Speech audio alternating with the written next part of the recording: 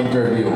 Ayan. Okay, hintayin lang po natin maikabit ang ating tarpaulin. Also, thank you so much for gracing this event. Mayor Emmy Calixto Rubiano, thank you so much po, Mayor, sa inyong pagdating dito sa atin. And also, Congresswoman Richelle Singson, thank you so much, and the rest of the group na makakasama natin ngayon sa isang makasaysayang event nito sa kasaysayan ng transportasyon sa ating bansa. Kung mababasa po nyo rito ang evolusyon at kasaysayan ng jeepney sa Pilipinas, ay naging bahagi na talaga ng ating buhay noong 1910. Imagine, matagal na panahon na hindi pa tayo ipinapanganak. Nagsimula sa auto kalesa, naging jeepney na maliit, gawang Saraw, Leonardo Saraw, father of jeepney, hanggang sa na-improve na po ito sa yung evolusyon ng jeepney sa Pilipinas. So welcome everybody sa lahat po ng mga officers and regional presidents ng LTAP sa buong Pilipinas. Palakpakan po natin ang ating mga sarili.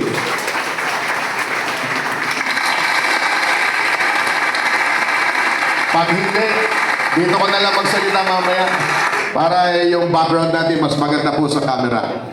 Okay, to begin this program, tawagin na po natin ang National President ng Liga ng Transportasyon at Operator sa Pilipinas. Walang iba kundi si Ginoong Orlando Marquez.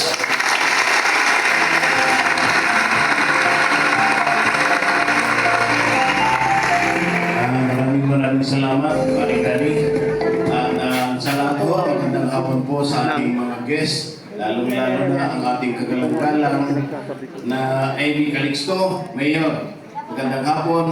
At ang ating napakasipag na ating secretary, chairman dati ng MMD, na siya ngayon ho, ayan ho ang kabilin-bilinan Manong Chavit sa akin, pinatawag ako kanilang tanghali.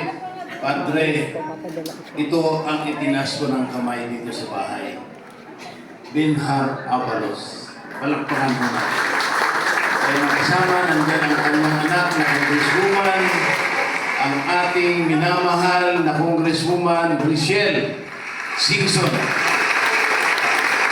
Makasama, nandito po ang ating dating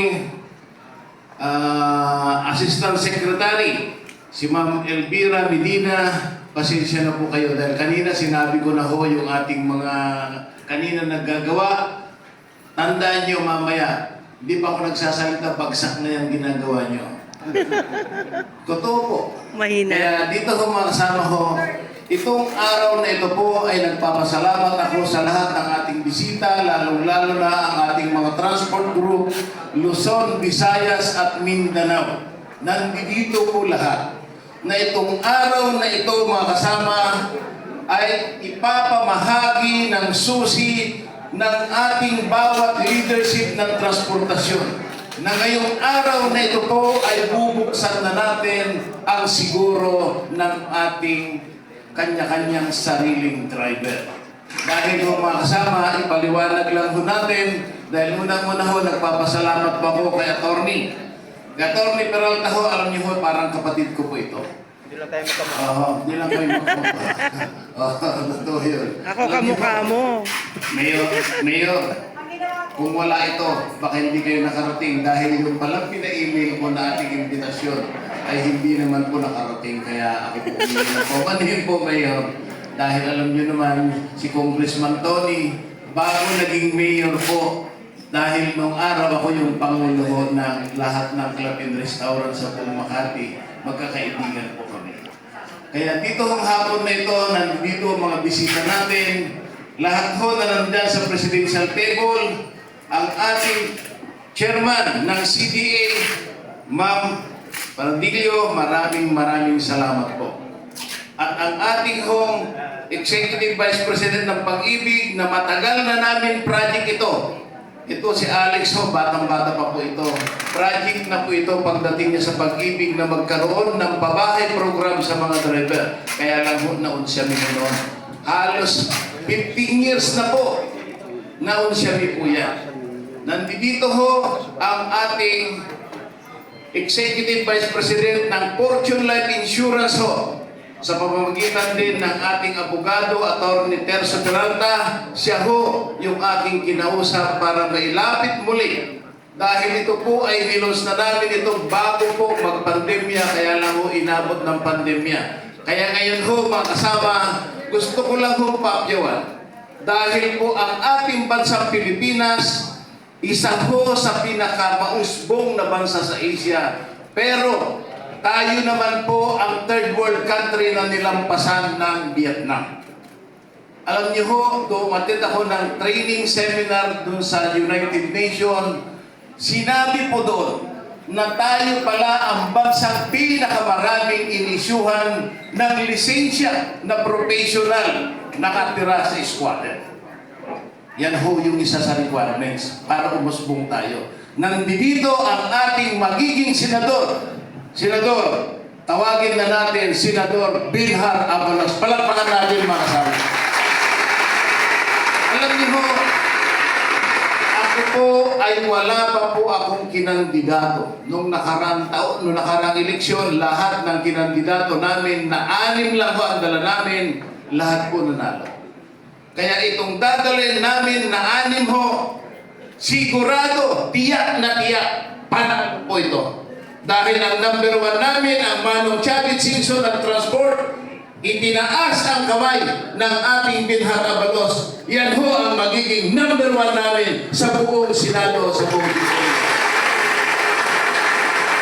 Ang pangalawa natin na sa puso, sabihin ko sa inyo, kahit wala pa po dito, ang ating Senator Tol Tolentino, dahil hindi po kami nagkahiwalay mula magkaibigan, nandyan sa MMDA, hanggang unang tumakbo na senador, magkasama kami, tinulungan ko, ay hindi lang ho pinalad, pero pangalawa, pinalad na po.